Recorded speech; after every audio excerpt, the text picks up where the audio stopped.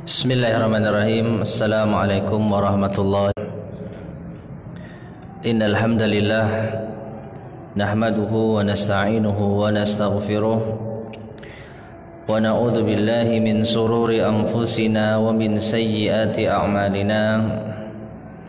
Man yahdihillahu fala mudilla lahu wa man yudlil fala hadiya lahu. Wa asyhadu an la ilaha illallah wahdahu la syarika lah wa asyhadu anna Muhammadan abduhu wa rasuluhu, amma ba'd. Ma'asyiral muslimin rahimani wa rahimakumullah. Alhamdulillah, di sore hari ini kita bersyukur kepada Allah Subhanahu wa taala yang mengumpulkan kita di tempat yang mulia ini untuk sejenak kita saling memberikan nasihat dan wasiat yang tentunya ini akan menjadi salah satu di antara yang menghantarkan kita kepada keridhaan Allah Subhanahu wa taala. Dan terkait dengan materi kita di sore hari ini, yaitu menjadi manusia yang paling beruntung. Apa lawan dari beruntung? Merugi. Dan merugi telah Allah Subhanahu wa taala sebutkan bahwasanya seluruh manusia berada di dalam kerugian. Yang kita bisa lihat di dalam surat Al-Asr.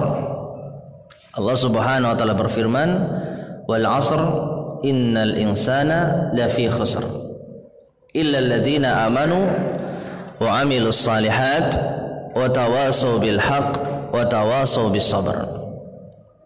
Demi masa sesungguhnya manusia berada di dalam kerugian kecuali, nah ini perhatikan, berarti yang beruntung yang Allah sebutkan kecuali setelahnya, yaitu orang-orang yang beriman dan beramal saleh dan yang saling menasihati di dalam kebenaran dan saling menasihati di dalam kesabaran.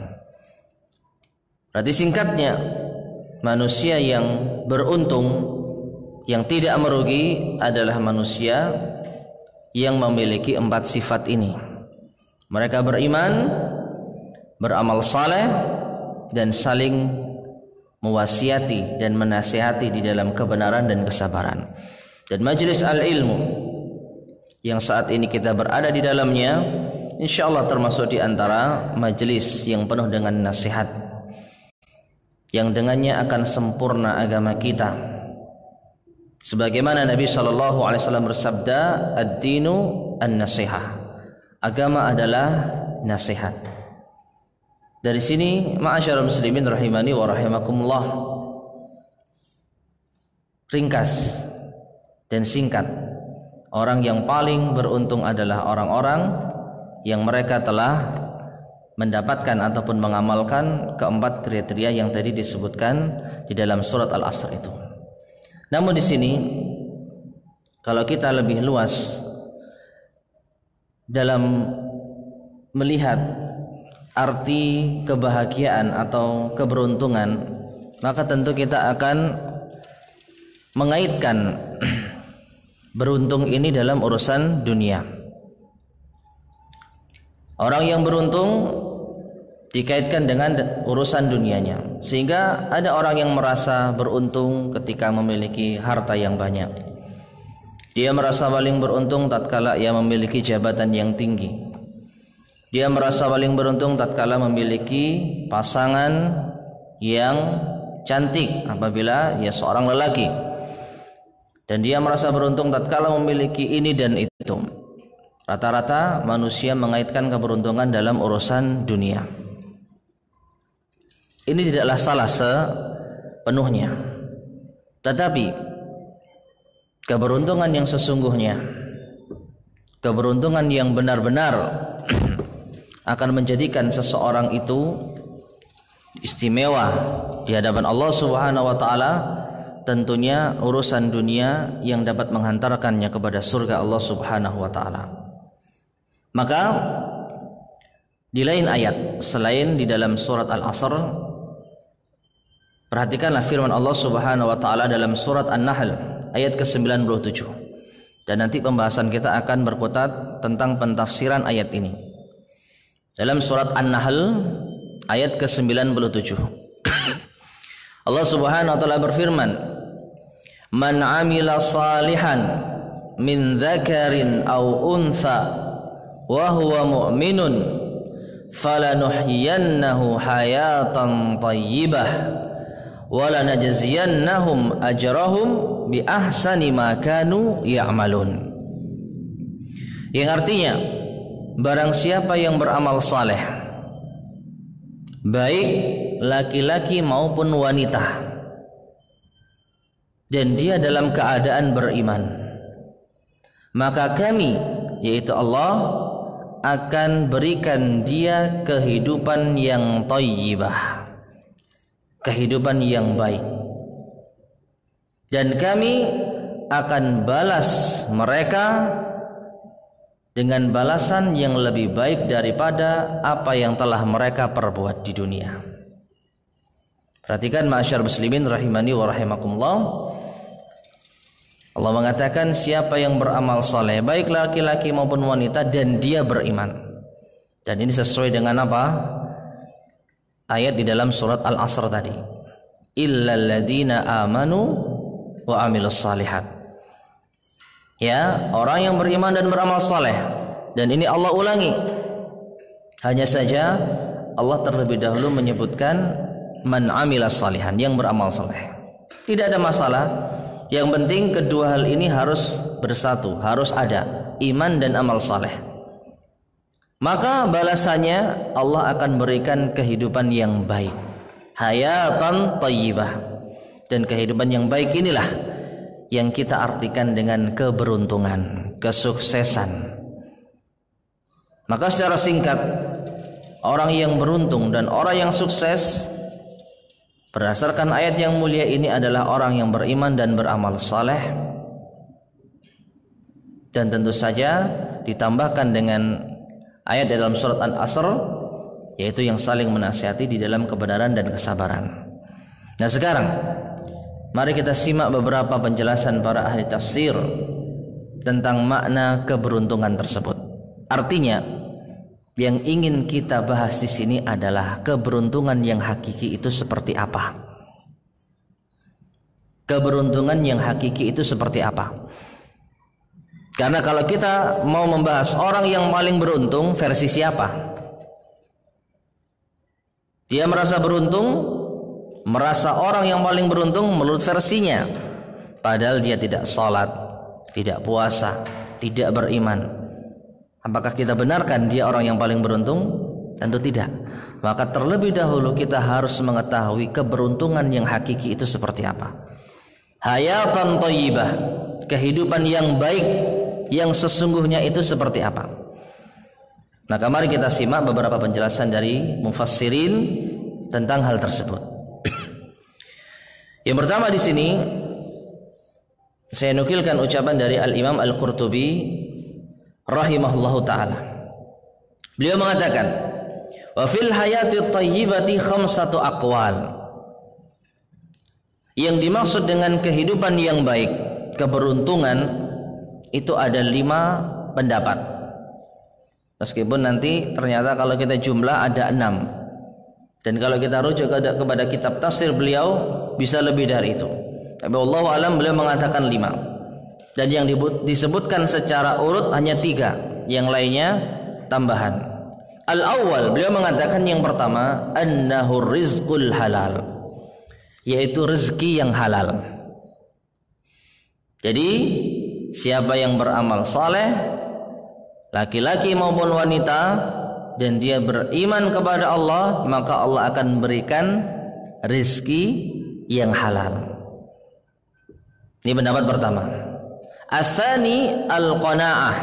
Yang kedua adalah al-qanaah. Apa qanaah? Bahasa Jawanya neriman, merasa cukup atas pemberian Allah Subhanahu wa taala. tidak tamak terhadap harta dan dunia. Ya. Jadi kehidupan yang baik, kesuksesan dan keberuntungan tatkala seseorang Allah anugerahkan sifat qanaah. Ini pendapat yang kedua. Asalis, pendapat yang ketiga, taufiquhu ila ta'at fa innaha tuaddihi ila ridwanillah. Yaitu Allah berikan taufik ia menuju ketaatan. Jadi orang yang mendapatkan kehidupan yang baik, orang yang sukses, yang beruntung adalah orang yang diberikan taufik oleh Allah untuk berbuat ketaatan. Karena taat merupakan hal yang tidak semua orang bisa melakukannya. Tidak semua orang mampu untuk mengerjakannya. Makanya kita kenal hidayah itu ada berapa?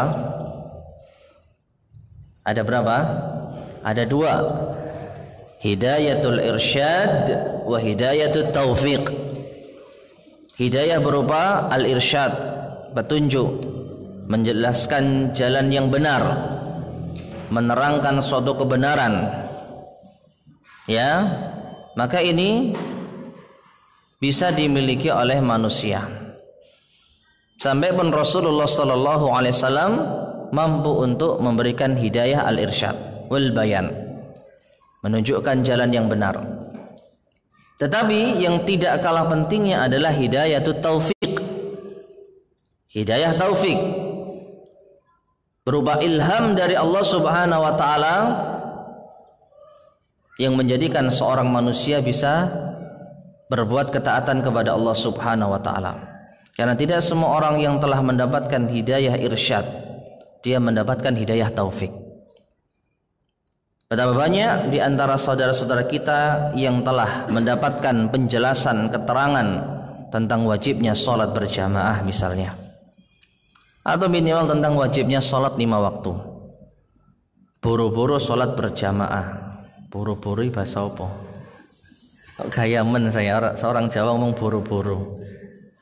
Buru-buru itu bahasa Indonesianya apa? Jangankan, ya. Ya, jangankan sholat berjamaah. Sholat 5 waktu saja banyak di antara kaum muslimin yang melalaikannya. Sudah mendengarkan ayatnya, mendengarkan khutbah Jumat, ya, mungkin membaca di artikel-artikel di media sosial, melihat video-video ceramah, tetapi ternyata masih belum mendapatkan hidayah taufik, sehingga dia tidak mengerjakan sholat. Hidayah irsyad sudah datang kepadanya, tapi hidayah taufik belum menyapanya. Maka termasuk di antara pentafsiran hayatan thayyibah, kehidupan yang baik, tatkala Allah Subhanahu wa taala memberi taufik kepadanya untuk berbuat ketaatan.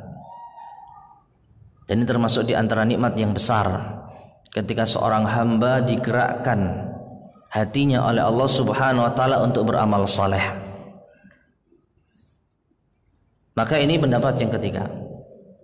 Sedangkan selebihnya baru beliau menyampaikan beberapa penjelasan tanpa menyebutkan yang keempat dan yang kelima. Namun di sini disingkat di antara penjelasan beliau pula, wa qala Abu Bakar Al-Warraq hiya halawatut ta'ah. Dan di antara penjelasan dari para ulama yaitu Abu Bakar Al-Warraq, di antara penjelasan atau pentafsiran hayatan thayyibah, kehidupan yang baik adalah lezatnya ketaatan. Jadi ketika seseorang bisa merasakan nikmatnya beramal saleh, nikmatnya taat kepada Allah, maka dia telah mendapatkan kehidupan yang baik. Wakila, ada pula yang mengatakan al-istighna'u 'anil khalqi wal iftiqaru ilal haqqi. Kehidupan yang baik, keberuntungan dan kesuksesan itu adalah ketika seorang merasa cukup, ya, dari apa itu membutuhkan manusia. Jadi dia tidak butuh kepada manusia. Wal iftiqar ilal haq, dan hanya bergantung kepada al-haq, yaitu Allah Subhanahu wa taala. Maka dia mendapatkan kehidupan yang baik, keberuntungan. ketika seorang hamba hanya menggantungkan urusannya kepada Allah, tidak menggantungkan urusannya kepada makhluk. Dan yang terakhir, waqila ar-ridha bil qada.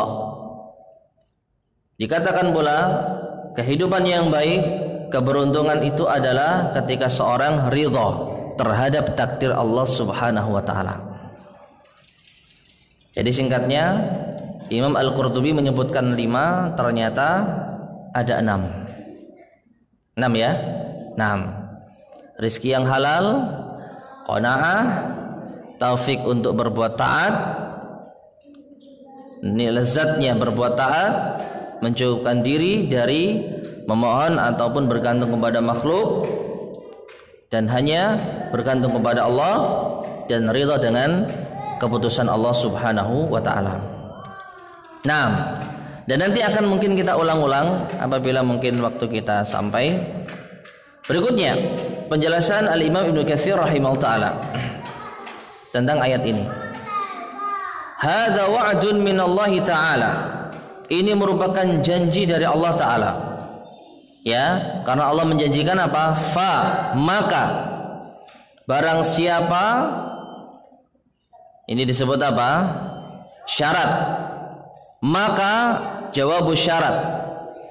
Ya, maka jawabu syarat itu adalah janji dari Allah Subhanahu wa taala. Hada wa'dun minallahi ta'ala. Maka ini merupakan janji dari Allah taala liman amila salihan, kepada orang yang beramal saleh. Wa huwa al-amalul mutabi'u li kitabillahi ta'ala wa sunnati nabiyhi sallallahu alaihi wasallam.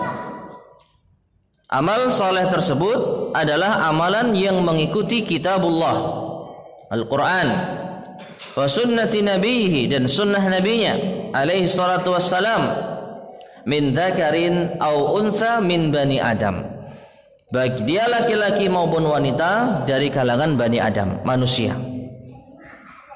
Wa qalbuhu mu'minun billahi wa rasuli, dan hatinya tatkala beramal saleh itu dalam keadaan beriman kepada Allah dan Rasulnya. Jadi ini janji Allah kepada orang yang beriman dan beramal saleh. Wa inna hadzal amal al-ma'mura bihi masyru'un min indillah. Maka amalan yang Allah perintahkan ini disyariatkan di sisi Allah Subhanahu wa taala. Dan Allah janjikan bi an yuhyiyahullahu hayatan thayyiban fid dunya, yaitu Allah akan janjikan kehidupan yang baik di dunia, wa an yajziyahu bi ahsani ma amilahu fid daril akhirah, dan Allah akan balas dengan yang lebih baik dari apa yang dia amalkan di negeri akhirat. Dan ini janji Allah Subhanahu wa taala. Dan ini merupakan fadlum minallah. Ketika Allah membalas perbuatan baik, maka ini karena fadlum minallah, adalah keutamaan dan karunia dari Allah Subhanahu wa taala. Bagaimana tidak? Betapa banyak kita jumpai ayat-ayat ataupun hadis-hadis yang menjelaskan tentang keutamaan suatu amalan dan diganjar dengan pahala yang berlipat ganda.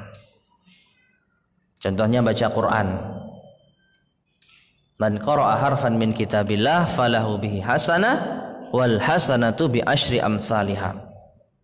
Barang siapa yang membaca satu huruf di dalam Al-Quran, maka ia mendapatkan satu kebaikan. Dan satu kebaikan dikalikan berapa? 10 kali lipat. Lihatlah maha pemurahnya Allah Subhanahu wa ta'ala. Satu kebaikan dikalikan 10 kali lipat. Infak. Masalul ladzina yunfiquna fi sabilillah kamathali habbatin ambatat sab'a sanabil fi kulli sumbulatin mi'atu habbah. Perumpamaan orang-orang yang berinfak di jalan Allah seperti satu biji yang menumbuhkan 7 tangkai, dan di setiap tangkai tumbuh 100 biji. Satu infak dikalikan 700 kali lipat. Fadlum minallah. Sedangkan dalam masalah dosa, maka Allah tidak membalas dosa kecuali sesuai dengan apa? Kesalahannya saja. Satu kesalahan, maka dibalas dengan kesalahan yang serupa pula. Maka di ayat ini Allah tegaskan, walanajziyannahum ajrahum bi ahsani ma kanu ya'malun. Allah akan balas mereka dengan pahala lebih baik dengan apa yang mereka amalkan dahulu. Nah, kemudian Al-Imam Ibnu Katsir menyebutkan wal hayatut thayyibah, dan kehidupan yang baik, keberuntungan, tashtamilu wujuhar rahati min ayyi jihatin, maka ini mencakup beberapa sisi-sisi kenyamanan dari sisi-sisi yang ada. Ya. Wa qad ruwiya an Ibnu Abbasin wa jama'atin annahum fassaruha birrizqil halalit thayyib. Dan diriwayatkan dari Ibnu Abbas dan beberapa jamaah dari para ulama bahwasanya mereka mentafsirkan hayatan thayyibah dengan rizki yang halal. Sudah ya, sudah ada penjelasan tadi ya, rezeki yang halal. Nah, itu adalah penjelasan dari Al-Imam Ibnu Katsir terhadap ayat tersebut. Kemudian wa yaqulul Imam At-Tabari alaihi rahmatullah. Imam At-Tabari sekarang mengatakan terhadap tafsir ayat tadi. Yaqulu ta'ala dzikruhu. Allah yang maha tinggi penyebutannya berkata, man amila bi ta'atillah, barang siapa yang beramal ketaatan kepada Allah, wa aufa bi uhudillahi idza ahada, dan yang menunaikan janji-janjinya kepada Allah ketika ia berjanji, min dzakarin aw untha, baik laki-laki maupun wanita, min bani Adam, dari anak Adam, wa huwa mu'minun, dan dia dalam keadaan beriman. Lalu beliau menyebutkan di antara makna dia dalam keadaan beriman, wa huwa musaddiqun bi thawabillahi alladzi wa'ada ahla ta'atihi ala ta'ah. Di antara tanda orang itu beriman, yaitu tatkala ia membenarkan, percaya atas janji Allah berupa pahala yang Allah janjikan kepada ahli taat atas ketaatan yang dia kerjakan. Ya, jadi ketika seorang beramal saleh namun dia tidak yakin terhadap janji yang Allah berikan kepadanya, maka ada isyarat tidak adanya atau kurangnya keimanan yang ada pada dirinya. Jadi orang beriman tatkala mengerjakan amal soleh, dia juga harus yakin dan membenarkan janji yang Allah janjikan kepada ahli taat tersebut. Demikian pula wa biwa'idi ahli maksiyatihi alal maksiyah. Orang yang beriman dia harus juga membenarkan ancaman Allah atas ahli maksiat, atas perbuatan maksiat yang dikerjakan. Baru dikatakan beriman dengan sebenar-benarnya keimanan. Kemudian belum menjelaskan falanuhyiyannahu hayatan thayyibah. Maka setelah seorang itu beramal soleh dengan penuh keimanan, Allah akan balas dia dengan kehidupan yang baik, keberuntungan.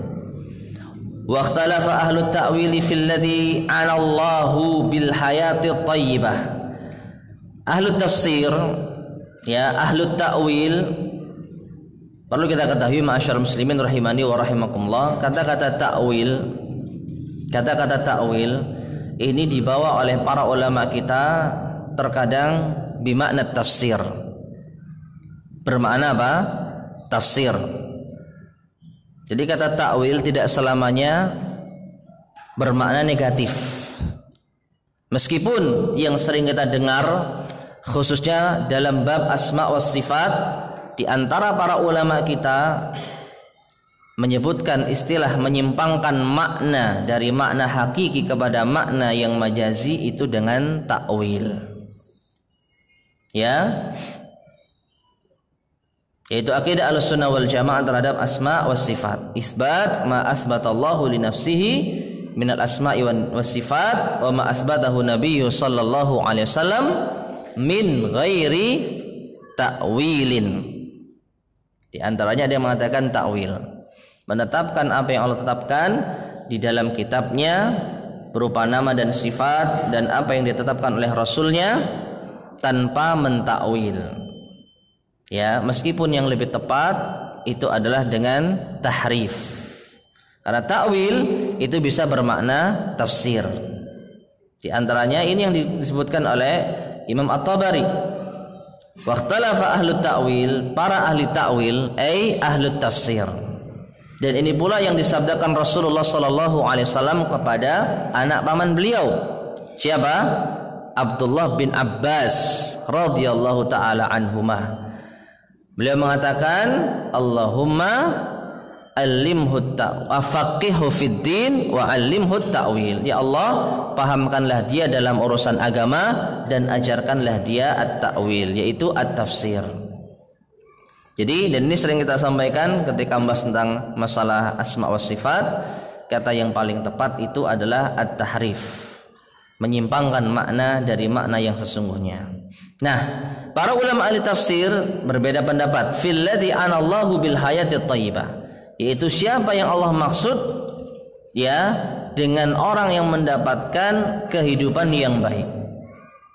Allati wa'ada haula'il qaum an yuhyuha, yaitu yang Allah janjikan kaum tersebut agar dihidupkan dengan hidup yang baik. Faqala ba'duhum, di antara mereka, ya, ana annahu yuhyihim fid dunya ma'asyu fiha birrizqil halal.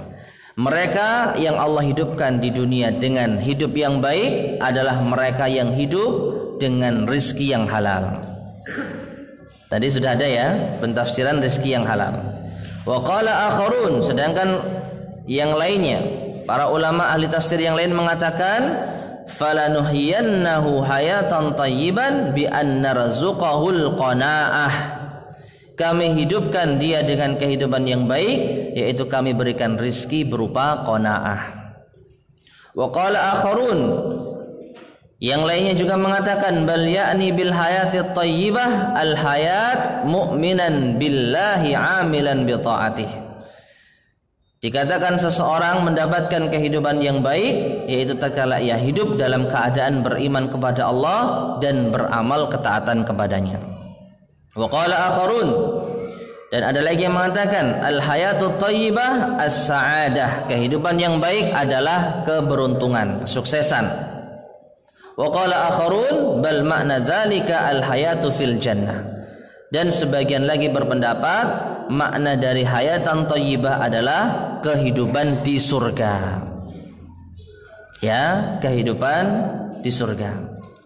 Namun beliau menutup penjelasan tentang perbedaan pendapat hayatan thayyibah ya dengan ucapan beliau, wa aulal aqwali bis shawab, dan pendapat yang paling utama mendekati kebenaran, qaulu man qal, yaitu ucapan yang mengatakan ta'wilu dzalik, tafsir dari ayat tersebut, falanuhyiyannahu hayatan thayyibah, yaitu kami akan hidupkan dia dengan hidup yang baik, bil qanaah, yaitu dengan qanaah.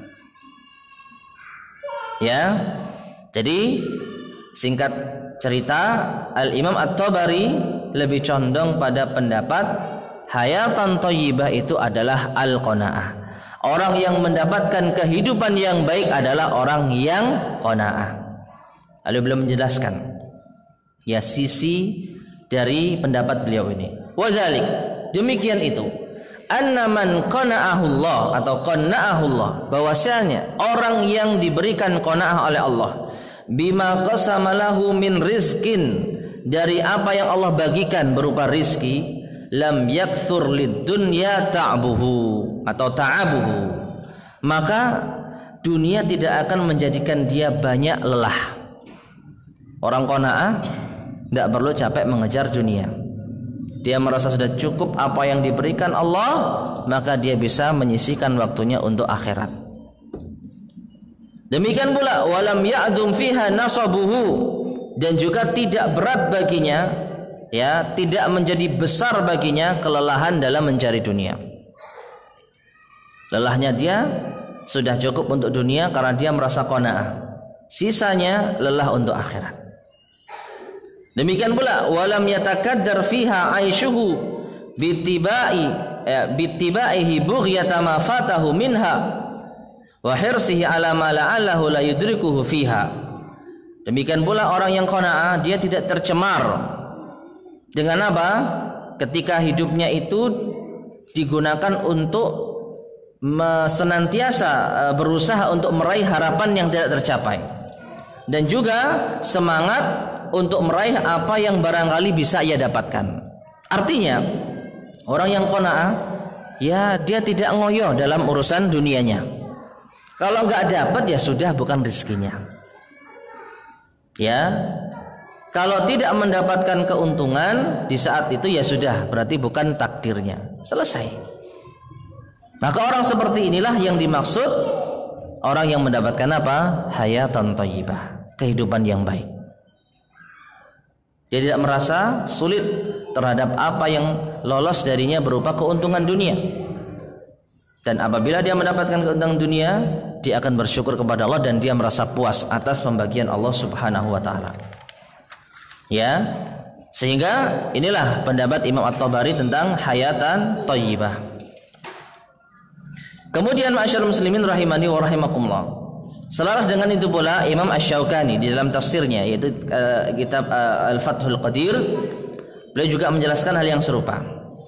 Falanuhyiyannahu hayatan thayyibah, dan kami, yaitu kata Allah, akan hidupkan dia dengan hidup yang baik. Wa qad waqa'al khilafu fil hayati thayyibah, terjadi beda pendapat tentang makna kehidupan yang baik. Bimadza takun, dengan apa didapatkan? Faqila birrizqil halal, ada yang mengatakan rizki yang halal. Waqila bil qanaah, ada yang mengatakan al qanaah. Waqila bit taufiqi ila ta'ah, ada yang mengatakan berupa taufik menuju ketaatan. Ya, waqila al hayatat thayyibah hiya hayatul jannah. Ada juga yang berpendapat kehidupan yang baik itu adalah kehidupan surga. Waqila al hayatut thayyibah hiya sa'adah. Ada yang mengatakan kehidupan yang baik itu adalah as-sa'adah, kebahagiaan, keberuntungan. Wa qila hiya al-ma'rifatu billah. Ada pula yang mengatakan kehidupan yang baik itu adalah ketika seseorang mengenal Allah. Wa qila hiya al-istighna'u 'anil khalqi wal iftiqaru ila al-haqqi. Demikian pula ada juga yang berpendapat kehidupan yang baik itu tatkala seseorang tidak butuh kepada makhluk dan hanya menggantungkan dirinya kepada Al-Malik atau Al-Haq, yaitu Allah Subhanahu wa taala. Nah, kemudian beliau Al-Imam Asy-Syaukani menjelaskan, wa aktsarul mufassirin, kebanyakan para ahli tafsir berpendapat, alahanna hadhil hayatat thayyibah hiya fid dunya. Ya, yang dimaksud mendapatkan kehidupan yang baik itu kehidupan di dunia. La fil akhirah, bukan kehidupan di akhirat. Sehingga pendapat yang mengatakan kehidupan yang baik itu adalah kehidupan surga, maka menurut beliau ini pendapat yang kurang tepat. Mengapa? Li'anna hayatal akhirah, karena kehidupan akhirat qad dzukirat biqaulihi wa lanajziyannahum ajrahum bi ahsani ma kanu ya'malun. Lanjutan ayat yang tadi. Ya. Disebutkan kalau di akhirat maka Allah akan membalas mereka dengan pahala yang lebih baik daripada apa yang mereka kerjakan. Jadi dipisah. Kembali ke surat An-Nahl ayat yang keberapa tadi? 97. Man amila salihan min dzakarin aw untha wa huwa mu'minun falanuhyiyannahu hayatan thayyibah. Falanuhyiyannahu hayatan thayyibah. Maka akan kami hidupkan dia dengan kehidupan yang baik. Wa, dan, nah ini ya, dan secara asal huruf ataf itu lil mughayarah, membedakan antara yang pertama dan kedua, jadi beda. Jadi Allah berikan yang pertama hidup yang baik, dan kebanyakan para ahli tafsir menjelaskan kehidupan yang baik di dunia. Dan Allah juga janjikan untuk akhirat, wala najziyannahum ajrahum bi ahsani ma kanu ya'malun, dan kami akan balas dia mereka dengan balasan yang lebih baik dari apa yang mereka amalkan. Ya, sehingga ma'asyiral muslimin rahimani wa rahimakumullah, konteks ayat hayatan thayyibah ini pada kehidupan dunia. Dan berbagai macam pentafsiran yang ada tadi sudah kita sebutkan. dan intinya semua sama.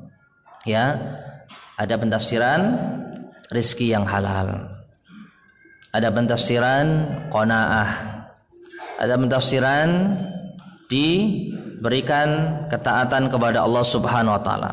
Ada yang mentafsirkan mendapatkan kelezatan dalam berbuat taat. Ada yang mentafsirkan menerima keputusan dari Allah Subhanahu wa taala, dan semua ini saling melengkapi. Ya, orang yang mendapatkan kehidupan yang baik sesuai dengan pentafsiran para ulama kita, ini saling melengkapi dan akan saling berkaitan. Orang yang qanaah misalnya, maka dia pasti akan mendapatkan atau mencari rezeki dengan cara yang halal saja. Enggak ada orang qanaah dengan yang haram. Yang ada haram itu identik dengan apa? Tamak, rakus. Ya, dan ini digambarkan oleh Rasulullah SAW. La ya'tiyanna 'ala nasi zamanun la yubalil mar'u bima akhadal mal amin halalin aw min haram.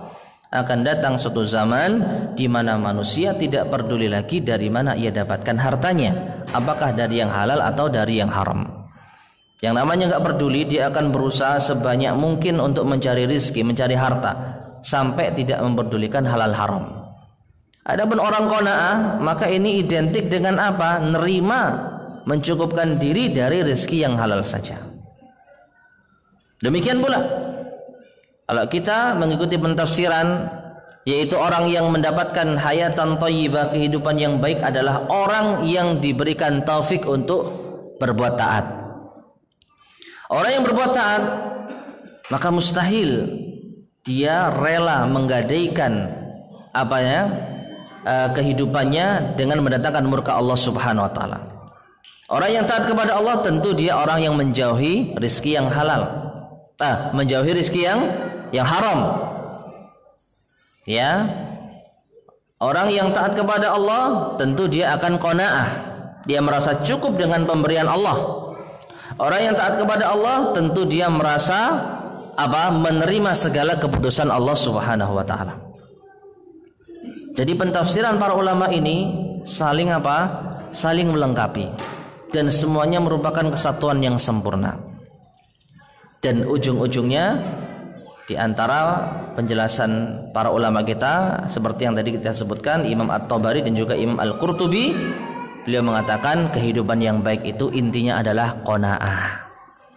Sehingga ma'asyarul muslimin rahimani wa rahimakumullah, orang yang paling beruntung, orang yang paling sukses, orang yang paling bahagia hidupnya di dunia adalah orang yang paling qanaah, menerima ketentuan dari Allah Subhanahu wa taala, mencukupkan dari rizki yang halal saja, menjauhkan dari rizki yang haram ataupun yang syubhat, menjaga kesucian dirinya sehingga dia bisa membagi antara kebutuhannya duniawi dan kebutuhan akhiratnya, sehingga dia bisa fokus dalam beribadah kepada Allah Subhanahu wa taala.